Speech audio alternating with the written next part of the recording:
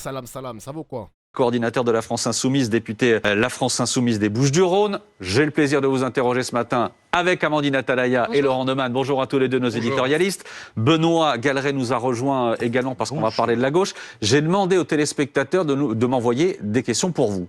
J'en ai déjà, je crois, alors il est 9h, je crois que j'en ai une 40. Des questions bien sélectionnées, hein. Des questions bien sélectionnées, hein, les petits journalistes, là. Hein. Antenne déjà. Attention, je suis en train de faire le tri. Il y a pas mal de questions, effectivement, mais je vais me permettre de poser la question. La première, est-ce que vous commencez ce matin à vous méfier de vos alliés ? Pourquoi je le ferais? J'ai entendu depuis cette décision inacceptable et extrêmement grave du président de la République lundi. J'ai entendu Marine Tondelier, j'ai entendu Olivier Faure, j'ai entendu Fabien Roussel dire tous la même chose, c'est-à-dire que notre seule proposition, la seule proposition avec laquelle nous pourrions être d'accord, c'est celle d'un gouvernement du Nouveau Front Populaire conduit par Lucie Castet, c'est la position qui est la nôtre, et que le président de la République l'ayant écarté de manière totalement inacceptable, il faut à la fois se mobiliser, et puis à la fois, j'ai entendu aussi tout le monde dire que tout autre gouvernement serait censuré par nos soins. Mais est-ce que je n'ai pas de raison de m'en méfier. Mais est-ce que vous avez lu, par exemple, François Hollande ce matin, dans Le Point? J'ai invité ce matin, j'ai pas lu l'interview en détail, mais j'ai vu quelques. Je vais vous faire la lecture de ce que j'ai ressorti. Sans faire de ma part, François Hollande ne dirige pas le Parti Socialiste. Non, mais il est toujours membre du Parti Socialiste, ancien président socialiste, membre du NFP. Et voici ce qu'il dit sur LFI, votre parti qui est entre les seules mains d'un leader. C'est ce qu'il dit, Jean-Luc Mélenchon, qui s'appuie sur un parti dont nul ne connaît les règles de fonctionnement et dont la force militante comme l'électorat reste limitée. Voilà ce que dit François Hollande. Il parle de Jean-Luc Mélenchon en expliquant qu'il est devenu un fardeau. Il parle de la France Insoumise en ces termes-là. Écoutez, franchement, tout le monde sait, tous les gens dans ce pays savent que ce qui a fait beaucoup de mal à la gauche depuis 10 ans, c'est le quinquennat de François Hollande. Donc, il me semble que la moindre des choses, c'est de faire preuve sur ce point d'un petit peu de discrétion. Je ne crois pas qu'il soit tout à fait habilité à pouvoir donner aux uns et aux autres des leçons de ce qui fait du bien à la gauche et ce qui lui fait du mal. Parce qu'en l'occurrence, son quinquennat a malheureusement donné le sentiment qu'une politique de gauche ou une politique de droite, ça produisait le même résultat. Mais François Hollande, que je n'ai pas l'habitude de citer, ne dit pas que ça. Il dénonce aussi le coup de force antidémocratique. On va y revenir. La faute institutionnelle d'Emmanuel Macron. Et ça me paraît être le plus important, qu'on peut pas balayer d'un revers de la main. C'est un fait d'une extrême gravité et une décision d'une extrême gravité qui a été prise par le président de la République. On ne le balaye pas, on va y revenir, mais François Hollande ce matin dit une chose très claire. Il dit que pour gouverner, avec toute la gauche, il faudra un Premier ministre socialiste. 2, il faudra que cette union suive une ligne d'ouverture.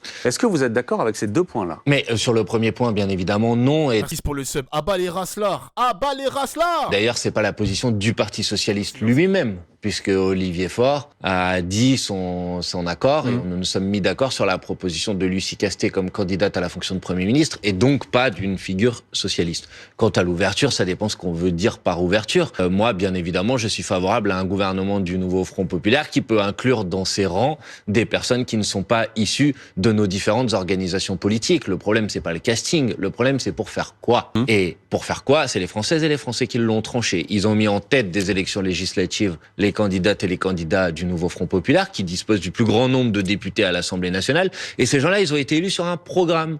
Et donc, il faut bien que ça soit les orientations de ce programme qui soient mises en œuvre. Laurent? Il n'a pas tort. Manuel Bompard, dès lors que le Nouveau Front Populaire s'était mis d'accord sur le nom de Lucie Castet, pourquoi celle-ci, entourée de ses alliés du NFP, n'a-t-elle pas organisé ses propres consultations ouvertes? Elle l'a fait. Ah bon? Elle a envoyé une lettre? Oui. Mais est-ce qu'elle a organisé des consultations de la même manière que Emmanuel Macron rencontre les formations politiques? Pourquoi n'a-t-elle pas organisé des consultations pour voir sur quelle base elle pouvait travailler avec d'autres pour élargir une minorité, on ne peut pas appeler ça une majorité, qui n'a aucune chance de gouverner sans motion de censure? Mais Laurent Neumann, vous ne pouvez pas inverser comme ça la logique institutionnelle de notre pays. En France, quand vous avez une composante, une force politique qui dispose du plus grand nombre de députés à l'Assemblée nationale, il est du devoir du président de la République de lui confier la responsabilité de constituer un gouvernement. Et ensuite, une fois que ce gouvernement est constitué, ce gouvernement met en place un programme. Et quand il va mettre en place ce programme, il doit ouvrir effectivement des discussions à l'Assemblée nationale pour obtenir des majorités sur ces textes de loi. C'est dans cet ordre-là que ça doit fonctionner. C'est dans cet ordre-là que ça fonctionne dans tous les pays d'Europe et du monde, quasiment, en tout cas tous ceux qui sont des Mais démocraties. vous répondez pas, Macron. Mais si. Dès lors que le président de la République organise ses consultations, vous pouviez parallélisme des formes, Mais elle l'a fait. organiser vos propres consultations en conviant des gens de droite, des gens du bloc central, des Mais gens du Modem, Lucia- des gens de Lyotte pour dire, voilà, sur quelle base pourrions-nous gouverner? Lucie Castet, vous l'avez dit vous-même, a envoyé un courrier co-signé avec les présidents des différents groupes du Nouveau Front Populaire pour présenter une méthode de travail. Je sais qu'elle a eu des échanges téléphoniques avec certaines personnes qui ne sont pas élues du Nouveau Front Populaire pour présenter la manière avec laquelle ça va fonctionner. Mais encore Elle a appelé des mecs de droite, elle a appelé des mecs du centre, elle a peut-être appelé aussi des macronistes. Ah ouais, quand même. C'est ouvert à la discussion. une fois, la logique des choses, c'est que d'abord le président de la République prend acte du résultat des élections, nomme la candidate proposée par le Nouveau Front Populaire et ensuite qu'il puisse y avoir des discussions pour dérouler ces aspects du programme. Je suis allé à l'Élysée vendredi, j'ai rencontré le président de la République. Il a évoqué devant nous l'exemple allemand. On a été obligé de le corriger pendant la réunion. Qu'est-ce qui s'est passé en Allemagne? Qu'est-ce qui se passe en Allemagne? On nomme la personne issue de celui qui a remporté les élections, et ensuite cette personne discute pour essayer de trouver les modalités d'une stabilité institutionnelle, puisque c'est le président de la République qui a utilisé ce terme-là. Amandine. Moi, je vote pour que Lucie Castet vienne sur le stream pour que Dauphin l'interview. En vrai, les mecs, le jour où je vais vraiment avoir une audience qui va me permettre, on va dire, que le NFP vienne me contacter, etc., j'en serais ravi, les mecs. Hein. J'en serais ravi. Moi, je sais en plus. C'est un travail, tu vois. Moi, je pense que si je pouvais interviewer ces personnalités-là politiques, je pense que je poserais pas les mêmes questions que les journalistes. Il y a moyen que je pose des questions en dehors du cadre classique. Quel programme, quel nanani, les trucs classiques des journalistes, quoi. Moi, je serais un petit peu différent. Parce que je suis un mec différent, t'as capté, t'as capté. Et ce qu'il y a, c'est que comment est-ce que... On en revient toujours à la même question, en fait. Comment est-ce qu'on avance dans la mesure où il n'y a pas de possibilité pour vous d'avoir une majorité? Et est-ce que si Emmanuel Macron nomme un Premier ministre issu du centre-gauche, type Bernard Cazeneuve, dont on parle beaucoup, que des socialistes se désarrient, mais par exemple, ne votent pas avec vous une éventuelle motion de censure? Mais moi, écoutez, je suis pas là pour craindre. Moi, je peux vous dire ce que moi... Là où les journalistes sont insupportables, c'est qu'ils disent ce que devrait faire Lucie Castet. Qui sont-ils pour dire ça? Ils sont vraiment lamentables. On fait de la politique pour changer la vie des gens, pour transformer la société. Moi, je vous dis que si un gouvernement dépose comme première proposition de loi une proposition de loi pour l'abrogation de la réforme des retraites, je vous dis qu'il y aura une majorité à l'Assemblée nationale pour la voter. Je vous dis que si nous arrivons et que nous déposons une proposition de loi sauf que tous les sur autres l'augmentation partis, comme vous venez de le faire pour d'autres candidats, tous les autres partis disent on censure. Je reprends vos voter. Alors, si vous dites ça, alors excusez-moi de vous le dire, mais l'argument du président de la République pour écarter Lucie Castet, c'est-à-dire celui de la stabilité institutionnelle dont il a utilisé, il se retourne contre lui sur toute autre proposition. Sauf qu'on verra si effectivement il y a une coalition qui se dessine. Je reprends vos mots. La censure, on vient d'en parler. La mobilisation, question des téléspectateurs qui nous envoyaient par QR code. Question de Pierre. Monsieur Bompard, pourquoi appelez-vous à aller dans la rue? Vous n'avez pas la majorité absolue. Pourquoi ce serait un des vôtres, de votre parti, qui serait Premier ministre? Mais tout simplement parce que oui, nous n'avons pas la majorité absolue, mais nous sommes le bloc politique qui dispose du plus grand nombre de parlementaires. Mais la rue peut peut imposer Lucie Castet à Emmanuel Macron? Mais qu'est-ce que vous voulez que je fasse d'autre? Moi, c'est pas mon premier choix. Mon premier choix, c'est de dire le président... Les bourgeois qui posent des questions à BFM TV qui ont peur que la rue s'embrase. Les bourgeois. Il a peur, hein. Je sais pas comment il s'appelle, le téléspectateur là, Pierre, Paul, Jacques, je ne sais pas du tout. Mais ils ont peur. La République doit prendre acte du résultat des élections. Mais à partir du moment où il le fait pas, il est quand même normal. On est en démocratie. Et en démocratie, on a le droit de manifester quand on n'est pas d'accord avec une décision qui est prise par celle du président de la République. Oui, j'assume de dire qu'il y a beaucoup de gens qui sont en colère. Ça vous interpelle pas que même vos partenaires, les socialistes, trouvent ça complètement déplacé, hein, puisque eux disent on peut pas remettre en cause les institutions, donc on ne participe pas. Mais enfin, attendez, des manifestations dans notre pays, il y en a à peu près une fois. Non mais c'est pas moi, c'est les socialistes, vos partenaires dans l'Alliance. Ils n'ont pas dit on ne peut pas remettre en cause les institutions, donc on ne manifeste pas, parce que des manifestations en France, il y en a à peu près toutes les semaines. À chaque fois qu'on manifeste, c'est pas qu'on remet en cause les institutions. Heureusement, notre démocratie, elle permet aussi le droit de manifester. Je pense que personne ici propose de le remettre en cause. Pourquoi les socialistes ne viennent pas ? Oui, enfin, attendez. Parce que ça, je sais que immédiatement vous allez chercher les divisions des uns et des autres. Non, il y a une date qui a été proposée, le 7 septembre. J'ai entendu que Marine Tondelier Nous avons dit que nous étions favorables. Les écologistes ont dit qu'ils y étaient favorables. Je crois savoir, je ne vais pas le dire à leur place, que d'autres vont dire dans les prochaines heures qu'ils y sont aussi favorables. Mais moi je parle pour la France insoumise. Vous verrez. La CGT ? Vous me réinviterez le cas échéant si j'ai dit des Vous bêtises. voudriez que la CGT, par exemple... Non, mais je propose à tous ceux qui le souhaitent de pouvoir vous en avez parlé avec manifester. Sophie Binet. Quant au Parti Socialiste, attendez, puisque la question était sur le Parti Socialiste. Quant au Parti Socialiste, moi j'ai entendu Olivier Faure hier matin à la télévision qui a dit que s'il y avait des manifestations, il y participerait. Donc non, il n'a pas dit ce que vous avez dit, Avant vous. de dire l'inverse. Non, pas du tout. Vous pouvez reprendre les déclarations d'Olivier Faure sur le service public, je crois, hier matin, qui a dit s'il doit y avoir des manifestations, j'y participerai. Donc ne cherchez pas à inventer des... Mais Olivier Faure, c'est vraiment l'aile gauche, mais très à gauche du PS, hein, c'est fou ça. Olivier Faure, il est devenu, je vais pas dire peut-être que le mot il est trop fort pour monsieur Olivier Faure, mais ces derniers temps, j'aime bien ses takes, hein. Je vois les tweets aussi, parce qu'il tweet beaucoup et tout.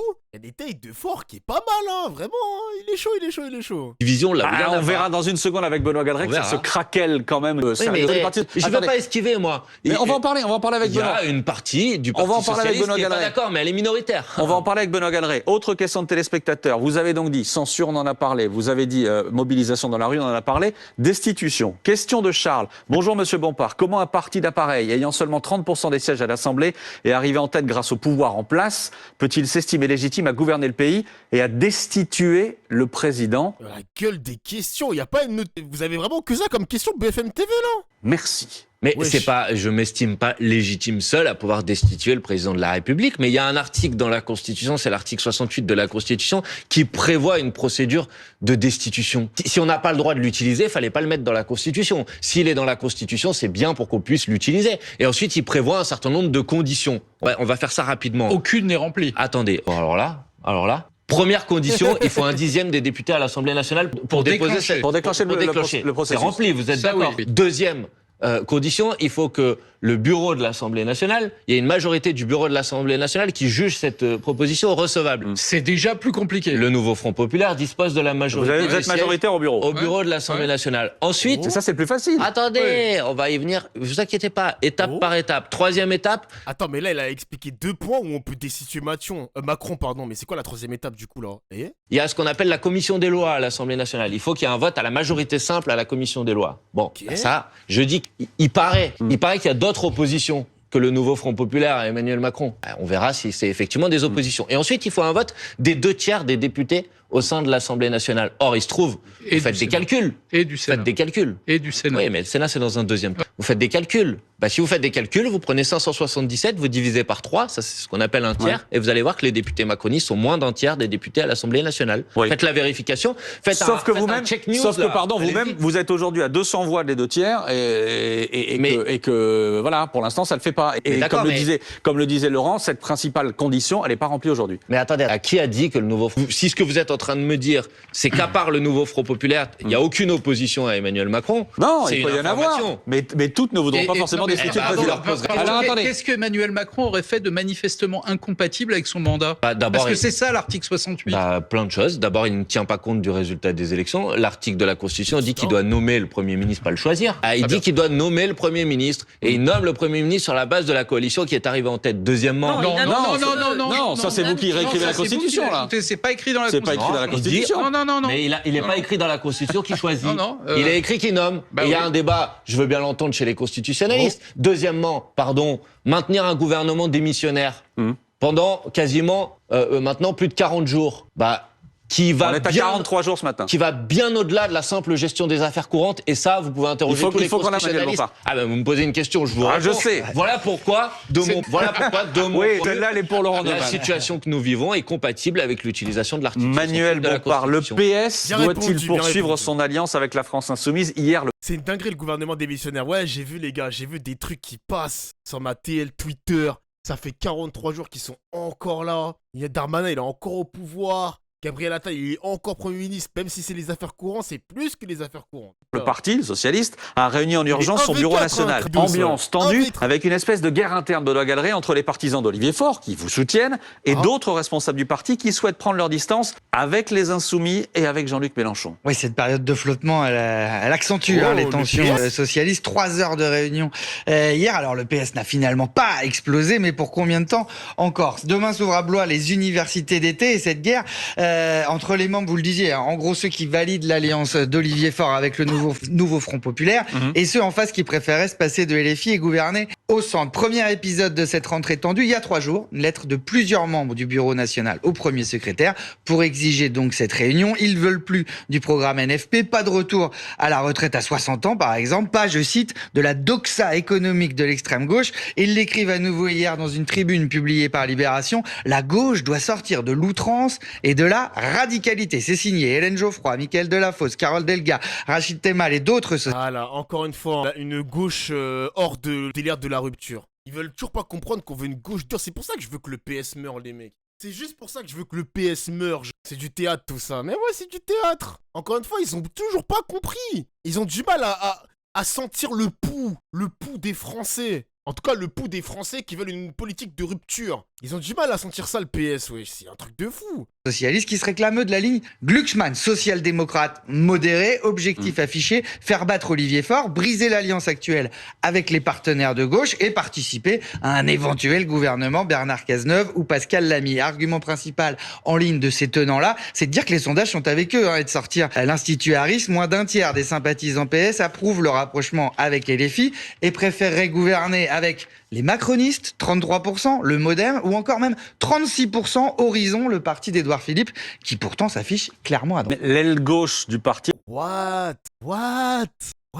Ah ouais, le PS, les sympathisants PS, vous êtes comme ça, vous êtes prêts à travailler avec les macros encore une fois? Putain, je suis choqué. Oh, des gauchistes en carton, gros. Hier, répond qu'elle n'a pas été élue ou réélue pour être la béquille d'un nouveau gouvernement libéral. C'est ce que tweet le député socialiste Iñaki Echaniz. Vous dites ne pas vouloir être les appendices de l'extrême gauche, les supplétifs. Moi, je veux pas être la béquille d'un président qui mène la même politique depuis 7 ans, doublement sanctionné par les Français dans les urnes. Alors qu'Olivier Faure a claqué la porte de l'Élysée, Hélène Geoffroy, dont je vous parlais, la maire PS de Vaux-en-Velin, elle voudrait, elle, poursuivre les discussions, les compromis. Elle refuse de défiler avec LFI le 7 septembre. Elle dit « Je sais le prix qu'il en coûte d'appeler à l'émeute ». Carrément, voilà les mots noir sur blanc. Il faut que nous poursuivions les rencontres pour trouver les compromis. Un autre PS est possible, écrit-elle encore. Bah oui, ça s'appelle la droite. Vous n'avez qu'à la rejoindre, répondent les internautes les plus remontés, qui parlent de trahison, de lâcheté, d'hypocrisie. Vous le disiez, ambiance tendue, alors qu'il y a tout de même un point commun, pour finir, entre les socialistes qui ont peur de voir le parti se dissoudre dans LFI et ceux en face de le voir se dissoudre dans le Macron. Allô? C'est dans la boîte! C'est dans la boîte! Je suis mort, putain! Non, ça demande l'avare, les mecs, demande l'avare. Oui. Hypocrisie, vous le disiez, ambiance tendue, alors qu'il y a tout de même un point commun, pour finir, entre les socialistes qui ont peur de voir le parti se dissoudre dans LFI et ceux en face de le voir se dissoudre dans le macronisme. Tous craignent pour l'existence même de leur parti, et à court terme. C'est fou, les mecs! Mes sens se sont activés direct, mes antennes d'insectes. Merci beaucoup, Benoît Galeret. Vous ne craignez toujours pas que ça se craquelle chez vos alliés? Mais c'est pas que je le crains ou que Il a passé une bonne soirée, lui, hier, hein. Il a passé une bonne soirée, hein. je le crains pas, mais moi je discute avec la direction du Parti Socialiste et de ce que je vois des prises de position d'Olivier Faure, c'est pas sa position. Maintenant, dans ce que vous avez lu quand même, mais qu'une responsable socialiste considère qu'appeler à manifester, c'est appeler à l'émeute. C'est ce que dit la maire de Vaux-en-Velin. Je lui recommande de relire Jean Jaurès. Non, mais l'histoire de la gauche dans ce pays depuis des siècles et des siècles, c'est d'articuler les participations aux élections, les mobilisations sociales. Et je trouve ça quand même extrêmement surprenant. Elle dit autre chose sur le même thème. Elle dit que la provoque de LFI de toute façon va continuer et qu'elle ne peut pas cautionner ça. Enfin, très bien, mais d'abord, il n'y a aucune provocation de LFI. LFI demande juste qu'on respecte le résultat des élections. Pour le reste, vous savez, moi je crois quand même à l'honnêteté en politique. Et l'honnêteté en politique, c'est que quand vous avez quelque chose à dire, vous le dites pas après les élections, parce que toutes les personnes que vous avez citées là, soit elles ont été élues, soit elles ont soutenu des candidats qui ont été élus précisément aussi avec les voix de la France Insoumise, avec les militantes et les militants de la France Insoumise qui ont fait leur campagne. Et donc, ne rien dire pendant le moment de l'élection parce qu'on veut être élu, et puis au lendemain de l'élection dire non, finalement, les Insoumis, j'en veux pas. Je trouve que c'est un procédé qui est profondément malhonnête. Allez, l'Élysée en direct. Mathieu Coache nous attend. Mathieu, vous avez retrouvé les abords de l'Élysée puisque les consultations reprennent ce matin. Tout à l'heure, les Républicains seront reçus par Emmanuel Macron. D'ailleurs, c'était à 9h30 ce matin, les mecs, mais on va regarder le journal tout à l'heure pour voir les tractations, comment ça s'est passé aujourd'hui, parce que j'ai rien suivi. Hein. Là, je suis tout en direct avec vous, le chat, hein, vraiment. À nouveau, petite question, quoi. Mathieu. Est-ce qu'Emmanuel Macron peut avoir un quelconque espoir de convaincre les Républicains de rejoindre une coalition? Alors, c'est une excellente question. S'il y a bien une formation politique vers laquelle Emmanuel Macron finit toujours par se retourner, c'est la droite, c'est les Républicains. Cela fait plus de 2 ans qu'il tente en vain de gouverner avec eux. Un temps, vous vous souvenez, c'est Gérald Darmanin qui était chargé de faire le lien avec les LR jusqu'au fiasco de la réforme de l'immigration. Aujourd'hui, c'est Emmanuel Macron lui-même qui les reçoit. Une deuxième fois en 5 jours, ce sera à 11h30. Laurent Wauquiez, le chef de file des députés, et son homologue au Sénat, Bruno Retailleau, ainsi que la secrétaire générale du parti, Annie Genevard. Alors pour leur demander quoi? C'est la bonne question, Maxime. On se le demande bien. Vendredi, les Républicains ont dit les choses assez clairement, ni participation au gouvernement, ni coalition. Par ailleurs, ils ne pèsent pas lourd en nombre de sièges à l'Assemblée nationale, 47 seulement depuis les dernières élections législatives. Alors pourquoi Emmanuel Macron s'acharne à vouloir gouverner avec la droite? Eh bien parce que sur le plan des idées, c'est avec les Républicains que le président aurait le moins de compromis à faire. Les Républicains qui poussent, eux, de leur côté, vers une autre option, celle d'un Premier ministre qui ne serait pas issu d'un parti politique, un Premier ministre technique, comme on dit, même si la neutralité en politique n'existe pas vraiment. Et c'est une option qui semble de plus en plus crédible ces dernières 24 heures, même si la cote des premiers ministres sur le trottoir où je me trouve change plus vite que la météo. Merci beaucoup, Mathieu Coache, en direct de l'Élysée. En vrai, là où j'aime bien les LR, là où j'aime bien, j'aime bien dans la stratégie politique, hein, c'est que ils refusent toute alliance avec le gouvernement, tout compromis et tout. Et il faut qu'ils tiennent cette ligne. Comme ça met Macron encore dans la merde. Ils ont quand même 47 députés plus les macronistes. Ça me ferait chier de voir la droite LR être la béquille de Macron, genre. Là, pour l'instant, ils refusent la coalition. Faut que Laurent Wauquiez, ne craque pas, Laurent, exactement. Laurent, je t'aime pas idéologiquement, mais ne craque pas, s'il te plaît, hein. Ne craque pas, mon vieux. Ne cède pas, Laurent, ne cède pas.